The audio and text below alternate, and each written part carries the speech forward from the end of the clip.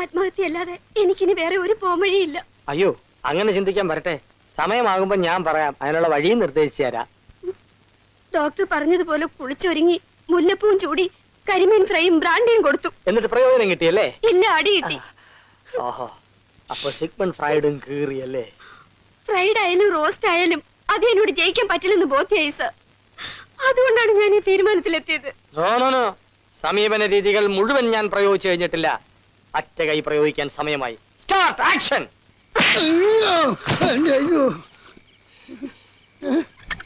എന്തിനാ കഥ അടയ്ക്കുന്നേ?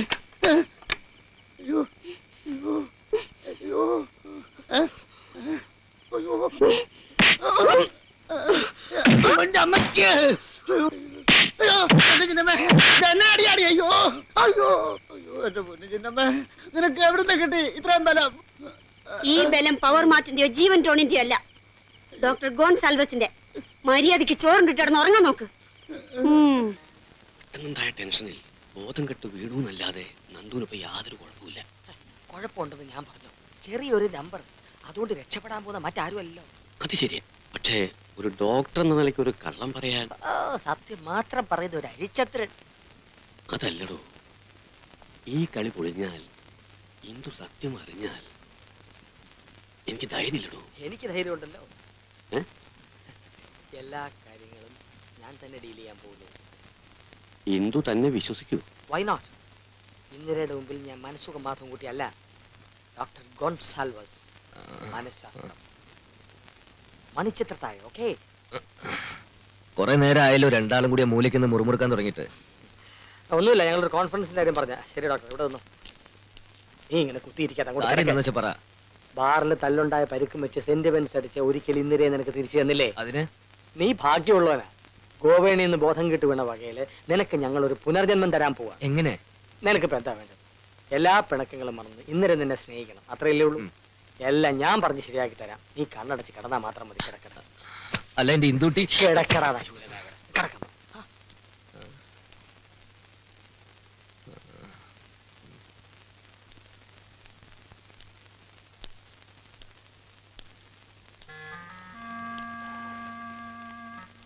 നന്ദുവിന് ഇടയ്ക്കിടയ്ക്ക് തലവേദന വരാറുള്ളത് ഇതെനിക്കറിയാലോ. പക്ഷെ അത് നന്ദേട്ടൻ എന്താ അസുഖം? ഇങ്ങോട്ട് വരൂ.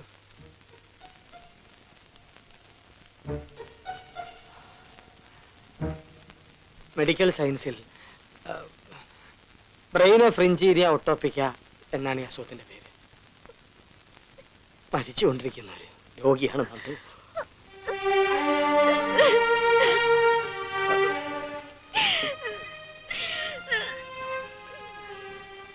അച്ഛനെ ഒന്ന് വിവരം അറിയിച്ചാലോ? അമേരിക്കയിലാവുമ്പോ. അമേരിക്കയിലെന്നല്ല, ലോകത്തൊരിടത്തും ഈ അസുഖത്തിനുള്ള മരുന്ന് കണ്ടുപിടിച്ചിട്ടില്ല. വൈദ്യശാസ്ത്രം ഈ രോഗത്തിനു മുമ്പിൽ മുട്ടുകുത്തി നിൽക്കുകയാണ്. ഇങ്ങനെ ഒരു രോഗിയാണെന്നുള്ള വിവരം ഒരിക്കലും അവൻ അറിയരുത്.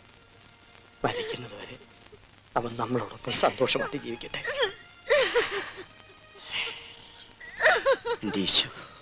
എത്രയും സ്നേഹം കൊടുക്കാൻ കഴിയുമോ അത്രയും സ്നേഹം കൊടുക്കും.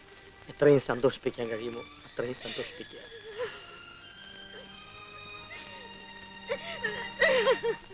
അതെ, ഒരപേക്ഷയുണ്ട്. എന്താ ഫാദർ? 1 മണിക്കൂർ വിട്ടു തരണം. കോളേജ് ഓഡിറ്റോറിയത്തിൽ വെക്കാനാ. കുട്ടികൾക്ക് ബോഡി കാണുകയും റീത്ത് സമർപ്പിക്കുകയും ചെയ്യാലോ. അതിന് മരിച്ചിട്ടില്ല അച്ചോ. മരിച്ചിട്ടില്ലേ? ഇന്നലെ അറിഞ്ഞപ്പോ കരിഞ്ഞെന്ന്. ബ്രെയിനോഫ്രിഞ്ചീനിയ ഒട്ടോപ്പിക്ക. എന്റെ ദൈവമേ, പേര് കേട്ടാൽ തന്നെ ഏതോ വലിയ മാരക രോഗമാണെന്ന് ആർക്കാ തോന്നാത്തത്? പിന്നെന്തൊക്കെ പറഞ്ഞു? ഈ രോഗം ബാധിച്ചവർക്ക് ദീർഘായുസ് ഉണ്ടാവില്ലെന്നും പറഞ്ഞു. ഇന്നലേക്ക് മനസ്സുഖം ഉണ്ടാകാൻ വേണ്ടി ഞാൻ ഒരു തമാശ കൂടി പൊട്ടിച്ചു. ഈ രോഗത്തിന് ലോകത്ത് ഇതുവരെ മരുന്ന് കണ്ടുപിടിച്ചിട്ടില്ല എന്നും ഞാൻ പറഞ്ഞു. അപ്പൊ എയ്ഡ്സ് പോലുള്ള രോഗമാണെന്ന് കരുതി കാണും. വായടക്കടാ. എന്റെ ഈശ്വര, പിന്നെ എങ്ങനെയാ അവള് കരയാണ്ടിരിക്കണേ? ഇത്രയും വലിയ ചതിയാണ് നിങ്ങൾ എന്നോട് ചെയ്തതെന്ന് സ്വപ്നത്തിൽ പോലും ഞാൻ വിചാരിച്ചില്ല. തൽക്കാലം കുറച്ച് നാളത്തെ കൂടി നീ ഒന്ന് അഡ്ജസ്റ്റ് ചെയ്യും. I will tell you a philosophy. ശാപം ഉണ്ടെങ്കിലേ ശാപമോക്ഷം ഉണ്ടാവൂ. And one more thing, Julius Caesar എനിക്കിനി അവളുടെ മുമ്പിൽ വേഷം കെട്ടാൻ പറ്റില്ല. അവളുടെ സ്വഭാവം നിങ്ങൾക്ക് ശരിക്കറിയാലോ. ഇനിയും ഞാൻ അവളെ വിട്ടിയാക്കി നിറഞ്ഞ എന്തൊക്കെയാ ഉണ്ടാവാൻ പോകുന്നത് എനിക്ക് ഒരു പിടിയില്ല. ഞാനൊക്കെ തുറന്നു പറയാൻ പോവാ. പെട്ടെന്നെങ്ങനെ തുറന്നു പറഞ്ഞാ ഒന്നല്ല രണ്ടാ. തുറന്നു പറയാനുള്ള ഒരു ധൈര്യത്തിന് വേണ്ടിട്ട് വല്ലവനൊക്കെ പറഞ്ഞറിയുന്നില്ല നല്ലത് ഞാൻ തന്നെ പറയുന്നതല്ലേ. മാധവ, അവൻ അവിടെ ചെന്ന് ആകെ ചളാക്കൂ. ഇനി അവളെങ്ങാനും അമേരിക്കയിലോട്ട് വിളിച്ച് അളിയനെങ്ങാനും ഇങ്ങോട്ട് കെട്ടിയെടുത്താ എന്നാ സാറിന്റെ 16 അടി യന്ത്രം നടത്തിക്കൊണ്ടാ മതി. ഒരുപാട് നാളായി നല്ല ഒരു സത്യം ഉണ്ടിട്ട്. അതെ, ചെന്നിട്ടടാ, വയസ്സായ മനുഷ്യന് ഒരു മര്യാദയൊക്കെ വേണ്ടടാ. ഹലോ, അതെ അങ്കിളാ. വിവരങ്ങളൊക്കെ അറിഞ്ഞു. കൺഗ്രാചുലേഷൻസ്. മോള് കരയാതിരിക്കൂ.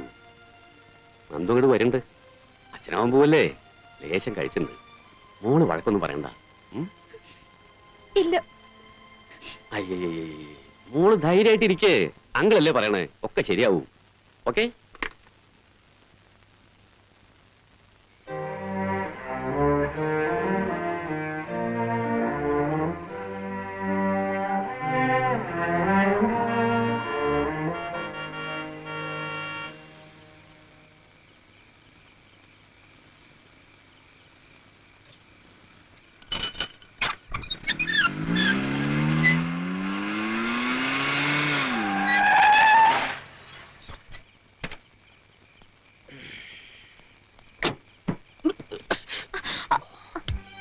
കുടിച്ചൂലേ? ആ, കുടിച്ചു. വരൂ. ഞാൻ എന്തിനാ കുടിച്ചെന്ന് നീ എന്താ ചോദിക്കാത്തത്? എന്തിനായാലും എന്താ, നന്ദേട്ടന് ഇഷ്ടമായിട്ടല്ലേ. നന്ദേട്ടന്റെ ഇഷ്ടം എന്റെ ഇഷ്ടം. ഓ, നീ ഇനിയൊന്ന് വഴക്ക് പറയുന്നു, അല്ലെങ്കിൽ എന്നോടൊന്ന് പിണങ്ങ്. എന്തിനാ പിണങ്ങണേ? എനിക്ക് ബോധ്യായി, മണിക്കൂറും മിനിറ്റും കണക്ക് കൂട്ടി അളന്നു തൂക്കി ജീവിക്കണത് ഒരു ജീവിതമല്ല. ഇത്തിരി ഉഴപ്പും മടിയും കുസൃതിയൊക്കെ കൂടുമ്പോഴേ ജീവിതത്തിനൊരു രസമുള്ളൂ. നന്ദേട്ടന് കുടിക്കണമെന്നുണ്ടെങ്കിൽ കുടിച്ചോളൂ, പക്ഷെ കുടിച്ചിട്ടിങ്ങനെ വണ്ടി ഓടിക്കണ്ടായിരുന്നു. അയ്യോ എന്റെ ഇന്ദൂട്ടി, എനിക്ക് നിന്നോട് ഒരുപാട് കാര്യങ്ങൾ പറയാനുണ്ട്. ഇപ്പൊ ഇനി ഒന്നും പറയണ്ട. ഞാൻ നല്ല ബോധത്തോടു കൂടി തന്നെ സംസാരിക്കുന്നത്. അല്ലെന്ന് ആരെങ്കിലും പറഞ്ഞോ? വാ. എന്റെ ഈശ്വര, ഞാൻ ഇനി ഇവിടെ എങ്ങനെയാന്ന് പറഞ്ഞ് മനസ്സിലാക്കുക. എന്റെ ഇന്ദൂട്ടി, എനിക്ക് ഒരസുഖവും ഇല്ല. ഉണ്ടെന്ന് ആര് പറഞ്ഞു? പിന്നെ നീ എന്തിനാ എന്നോട് ഇങ്ങനെയൊക്കെ പെരുമാറുന്നത്? ഞാൻ പറഞ്ഞില്ലേ, ഞാൻ ആകെ മാറി. ലൈഫ് എൻജോയ് ചെയ്യാൻ തന്നെ തീരുമാനിച്ചിരിക്കുക. നിന്റെ മനസ്സിൽ വിഷമമുണ്ടെന്ന് എനിക്കറിയാം. എനിക്ക് ഒരു വിഷമമില്ല. നന്ദേട്ടൻ വിഷമിക്കാണ്ടിരുന്നാ മതി. ഓ എന്റെ ഇന്ദൂട്ടി, ഞാൻ പറയുന്നൊന്ന് കേൾക്കുന്നുണ്ടോ? ഇനിയെങ്കിലും ഒരു സത്യം ഞാൻ വെട്ടി തുറന്ന് പറയാം. എനിക്ക് യാതൊരു അസുഖവും. Keep quite. അത്താഴവും കഴിച്ച് എന്റെ കുട്ടി സുഖമായി കിടന്നുറങ്ങണം. അയ്യോ, എന്ത് പറ്റി? തേങ്ങ കൊല.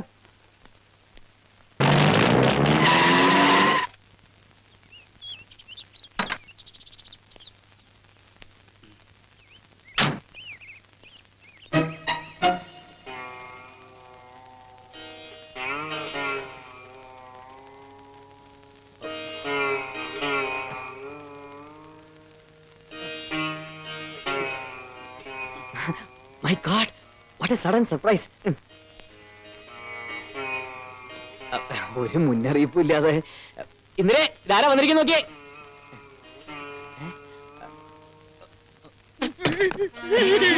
ഡാഡി, വരുന്ന ഇവരൊന്ന് ഫോൺ ചെയ്ത് പറഞ്ഞൂടായിരുന്നോ? എന്താ ഡാഡി ഇത്? എന്തായി കാണിക്കുന്നത്? നന്ദേട്ടന്റെ മുമ്പിലാണോ ഇതൊക്കെ? എന്തിനാ അമ്മാവൻ കരയുന്നത്? അത് പിന്നെ പെട്ടെന്ന് നന്ദേട്ടനെ കണ്ടപ്പോ സന്തോഷം വന്നു. സന്തോഷം. നിനക്ക് സുഖം തന്നെ ഇല്ലേ നന്ദു? നിങ്ങളുടെയൊക്കെ അനുഗ്രഹം കൊണ്ട് എനിക്ക് ഇന്ത്യക്ക് ഒരു അസുഖമില്ല. ഡാഡി, ഡാഡി വന്നേ, വാ.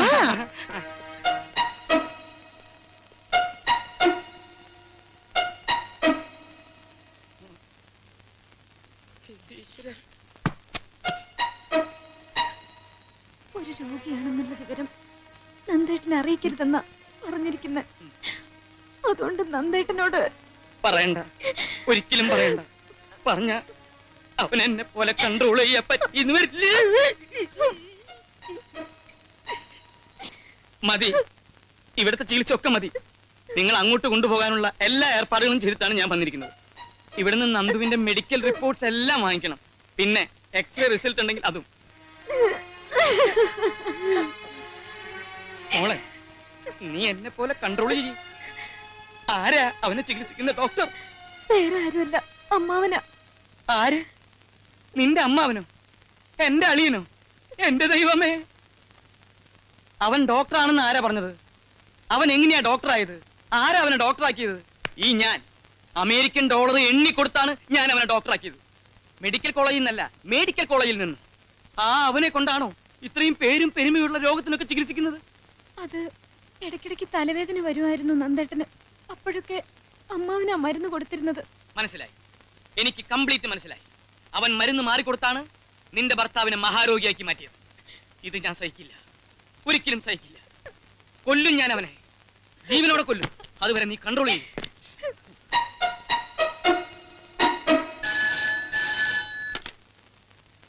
Hello, doctor Menon here. അങ്കിളെ തോക്ക് തോക്ക്. ആര് ഞാനോ?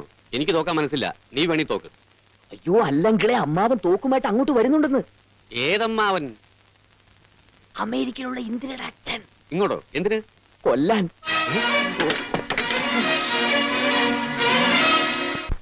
മതകുട്ടി, അളിയനെത്തിണ്ട് അമേരിക്കന്ന്. വരട്ടെ. എന്തിനാ ഇങ്ങോട്ട് ഓടി വന്ന? അളിയൻ ഇവിടെ ഒന്നില്ലല്ലോ. അങ്ങോട്ടെങ്ങനെ ഓടും? അവിടെ തോക്കുമായിട്ട് നിൽക്കല്ലേ? ആ തോക്കോ? ഫോറിൻ തോക്കാണോ? എങ്കിൽ വെടിപൊട്ടും ഷുവർ. എന്ത് ചെയ്യണമെന്ന് എനിക്ക് അറിയില്ല. മാധവൻകുട്ടി എന്റെ കൂടെ വരണം. ഞാനോ? സോറി, എന്റെ മനഃശാസ്ത്ര സമീപനം അമേരിക്കയിൽ നിന്ന് വന്ന ഒരുത്തന്റെ മുമ്പിൽ ചാമ്പലാക്കി കളയാൻ ഞാൻ തയ്യാറല്ല. എന്ന് പറഞ്ഞാൽ ഞാൻ കൂടെ വരുന്ന പ്രശ്നമില്ലെന്ന്. ഇല്ലാത്ത കള്ളത്തരങ്ങൾ മുഴുവൻ പറയിപ്പിച്ച് നീ മുങ്ങാനാണോ ഭാവം? കള്ളനോ? കയ്യെന്ന് വിട്. വരുമെന്ന് പറയാതെ വിടുന്ന പ്രശ്നമില്ല.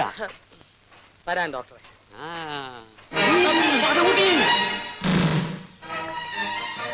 മതകുട്ടി, എന്നെ ഓടിക്കല്ലേ, എനിക്ക് പ്രശ്നമുണ്ട്. എന്ത് പ്രഷർ ഉണ്ടായാലും ഞാൻ കൂടെ വരുന്ന പ്രശ്നമില്ല. നീ വന്നുള്ള സത്യം പറഞ്ഞാൽ മതി. അവിടെ നിൽക്കാൻ. അമേരിക്കൻ മലയാളികളുടെ തല്ലുകൊള്ളാൻ എന്നെ കിട്ടില്ല.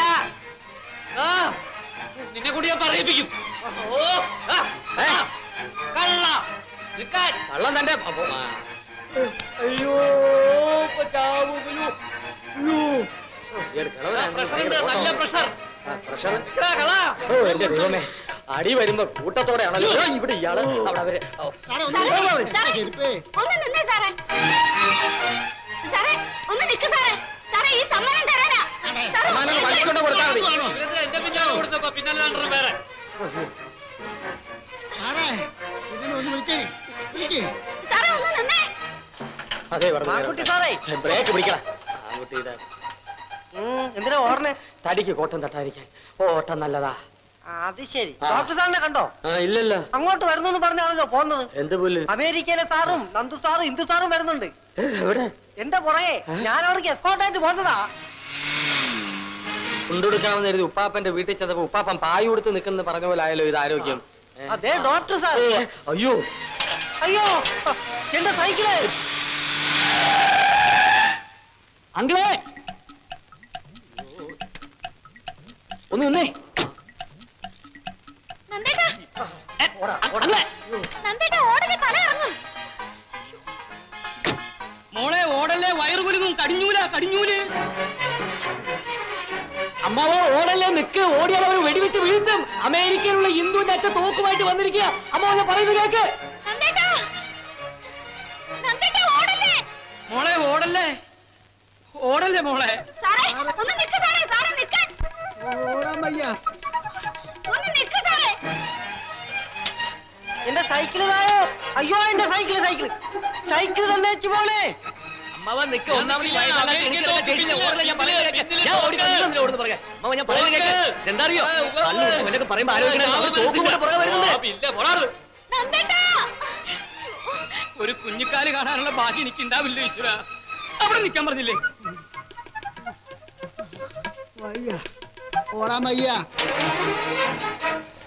അയ്യോ അത് വാടകയ്ക്ക് എടുത്തതാണ്. ബൈസിക്കിള് തന്നെ. എന്റെ ബൈസിക്കിള്. സൈക്കിള് തായോ. സൈക്കിള് തായോ. സൈക്കിള്. എടാ കള്ളാ കള്ളാ കള്ളാ. നമ്മുടെ ഈ പഞ്ചായത്തിൽ ഒരു കള്ളനോ? വണ്ടി ഇരിക്കട. സൈക്കിള് തന്നേച്ചു പോലെ. മാധവൻ കുട്ടിച്ചേട്ടാ. അയ്യോ എന്റെ ബൈസിക്കിള്. വണ്ടി കുറച്ചുകൂടി സ്പീഡ് വിടറ. കുറച്ചുകൂടി സ്പീഡ് വിടറ വണ്ടി.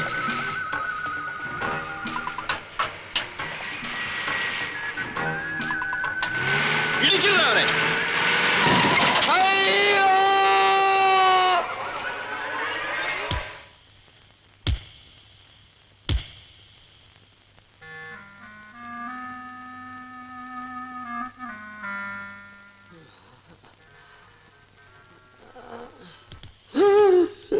പാറയപ്പുറന്മാർക്ക് തെറ്റുപറ്റിയാൽ മാപ്പ് പറയാൻ ഒരിക്കലും മടിക്കാറില്ല.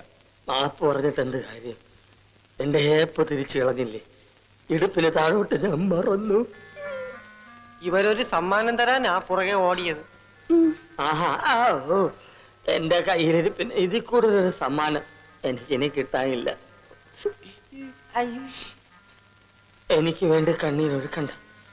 നിങ്ങൾ നിങ്ങളുടെ മകൾക്ക് വേണ്ടി കണ്ണീരൊഴുക്കുവീൻ. ആമേൻ. പോടാ, ആമേൻ പറയാറായിട്ടില്ല. അതിനു മുമ്പ് തൊഴുകൈകളോടെ എനിക്കൊരു സത്യം കൂടി തുറന്നു പറയാനുണ്ട്. എനിക്ക് തൊഴാൻ നിവൃത്തിയില്ലാത്തത് കൊണ്ട് എനിക്ക് വേണ്ടി എന്റെ ആരോഗ്യം തൊഴും. തൊഴടാ, തൊഴു. തല തകർന്നതാണ്.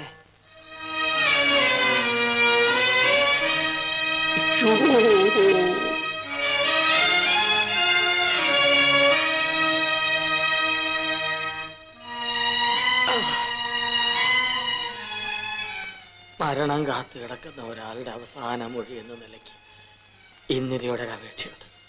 ഞാൻ പറയുന്ന സത്യങ്ങൾ കേട്ട് എടുത്തു ചാടി അവിവേകമൊന്നും കാണിക്കരുത്.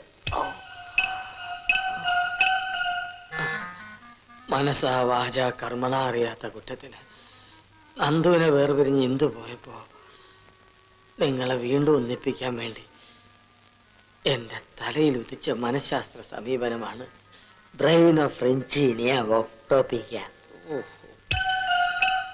ഇങ്ങനെ ഒരു രോഗം ഈ ഭൂമിയിലെന്നല്ല ഈ പ്രപഞ്ചത്തിൽ എവിടെയെങ്കിലും ഉണ്ടോന്ന് പോലും എനിക്കറിയില്ല. അയ്യോ, നന്ദുവിന് യാതൊരു അസുഖവുമില്ല. ഇതാണ് സത്യം. മേനോൻ സാറ് പാവമാണ്. ഈ കുറ്റത്തിൽ വെറും ഒരു മാപ്പ് സാക്ഷി മാത്രം.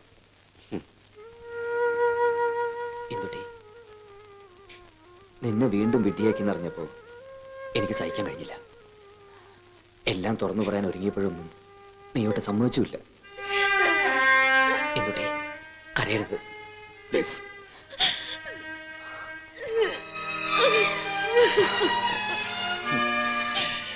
എനിക്ക് സന്തോഷമായി. ഇനി മനസ്സുഖത്തോടെ മരിക്കാം. എല്ലാം ഓക്കെ ആയ സ്ഥിതിക്ക് സാറിന്റെ മനഃശാസ്ത്ര സമീപനത്തെ കുറിച്ചുള്ള സത്യം ഇനി എല്ലാവരെയും ബോധ്യപ്പെടുത്തിക്കൂടെ? പിന്നെ ഓക്കേ.